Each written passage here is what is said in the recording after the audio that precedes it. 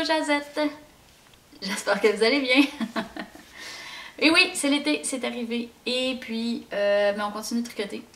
Alors voilà, je me présente, je m'appelle Annie et je suis l'animatrice de ce petit podcast tricot. Bon, cette semaine, j'aimerais mentionner le fait que vous n'avez pas la berlue, j'ai un petit peu de retard dans ma publication. Pourquoi? Parce que c'était la fête des mères. Et puis j'en ai profité pour aller voir ma maman. Et puis la semaine, en fin de semaine qui s'en vient, j'ai l'intention de partir aussi pour une petite vacance de 3 jours, parce qu'on a un petit 3 jours ici et on voudrait en profiter. Mais c'est pas grave, j'ai avancé quand même des petits trucs. J'ai pas beaucoup de choses, mais on commence tout de même avec ce que j'ai sur les broches. Bon, ce que j'ai sur les broches, et vous êtes invités à vous joindre, c'est le tout début du défi. On est dans le défi numéro 10, c'est le dernier avant les vacances d'été. Et je vous invite tout simplement à vous joindre à moi pour tricoter ou crocheter un morceau, une camisole. Là, j'ai fait faire rigoler nos amis de l'autre bord de l'océan. Ouais, ici on appelle ça une camisole, mais en effet c'est un maillot. Et, ou un chandail manche courte. C'est assez ouvert, là. Vous pouvez y aller tunique, là, même à la limite pour y prendre une robe, c'est à votre discrétion. Minimum un petit chandail. Et c'est pas nécessaire que ce soit un modèle pour adultes, ça peut être pour les enfants aussi. Donc hein, c'est tout simplement pour s'encourager puis se faire un petit projet d'été intéressant. Je vous montre ce que j'ai de mon côté. Bon, moi présentement, en fait, j'ai 2 projets. J'ai le projet mystère. Je peux pas vous le montrer. Et ma mère m'a confirmé qu'en effet, elle saurait si je le montrais. Fait que pour celui-là, je vous le montre pas, je vous le dis. Je l'avance en parallèle. Mais malheureusement, parce que je l'avance en parallèle, j'ai moins de choses à vous montrer. C'est pas grave. Ça n'arrivera pas. Ça arrive pas souvent. Hein? Mais vraiment, celui-là, je peux pas vous le montrer. Sinon, j'ai pour le défi numéro 10 que j'ai appelé Soleil, Soleil, Soleil, Soleil. J'ai, j'essaie, on va mettre ici au conditionnel, j'essaie, si je pouvais, je le ferais. Une petite camisole, petit chandail manche courte d'été avec... Là, je vous le montre, c'est le fun parce qu'on voit bien la texture, la lumière est juste correcte pour vous montrer un peu la texture. Okay? Vous voyez que le point n'est pas parfait. C'est un mélange 70% lin, 30% coton. C'est pas rugueux, mais c'est pas très doux. Et là, il n'a pas été lavé. Okay? Quand on va le mouiller, ça peut changer la dynamique. J'espère que ça va l'assouplir encore plus. Il y a une petite sensation qui est très différente de la laine en fait. Ça se travaille bien, ça brûle pas, là. J'ai pas trop de misère à le frotter sur mes doigts à long terme. Après plusieurs heures de tricot. J'ai pas besoin de me cramer les mains trop souvent.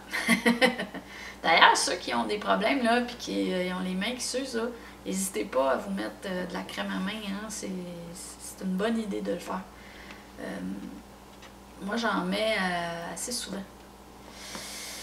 Bon, là, j'essaie de démêler mon fil. J'y arriverai pas. Ok, j'étais un peu à côté de ce que ma fille voulait. Je vous explique. Ma fille voulait avoir un col rond. Bon, j'y arrive. Mais elle aurait aimé que le dos se referme pour faire un Y. Un dos Y. J'y arrive pas. Disons-le comme ça. J'ai resserré le dos en arrière, un peu plus que le devant. J'ai plus la forme comme ça. Mais j'ai décidé de le laisser quand même relativement plein. Parce que c'était plus simple. Il faudrait que je le défasse, je le refasse, je défasse, je refasse. Bon.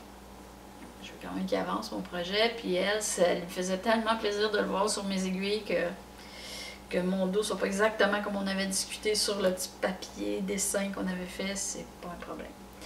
Là, mon but, c'est de finir le col, parce que là, j'ai commencé en partant du devant, j'ai planifié des aisselles, si on voit ici, là, pour la manche qui n'est pas de manche, en fait, là. Je descends la bordure, j'ai décidé de remonter des mailles pour finir le morceau du dos ici. Et là, je redescends en... Pas facile, hein? Je redescends ici en élargissant tranquillement pour pouvoir revenir à la même largeur que le début du dessous de mes aisselles. Et refaire une longueur, une largeur. Là, je vais vous le mettre comme ça, là. Je veux refaire cette largeur-là dans le dos avec le même nombre de mètres. Là, j'ai 104 mètres. Je travaille ma laine avec des aiguilles à bas, donc du 2.5. Du 2.5. C'était pas la grandeur que j'avais prévue au début. J'avais prévu du 3.25 ou du 3,5. Mais malheureusement, la laine est trop fine. La laine, le coton, lin est trop fin. Mon mélange est trop fin et ça faisait une ajourée qui n'était pas bon pour la portion que je voulais avoir plus opaque. Parce que le bas, ensuite, bon, mon idée, c'est de continuer mon morceau. Là, bon, là, je vous le montre dans le dos, là.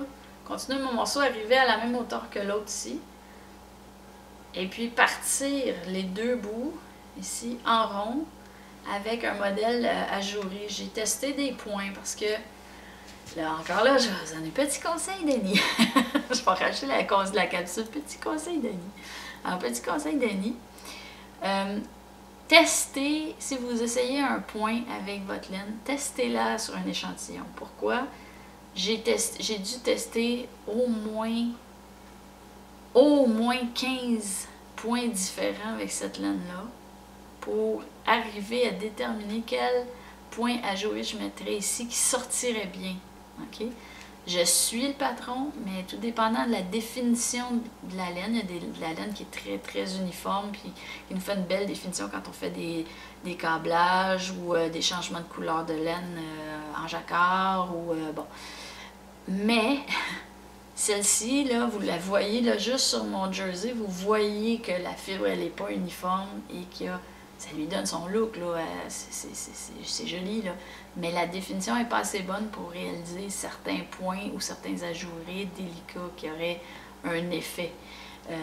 Moi, j'ai regardé un modèle où l'ajouré donnait du triangle, des triangles comme superposés. C'était très joli sur l'image, mais complètement n'importe quoi avec cette laine-là.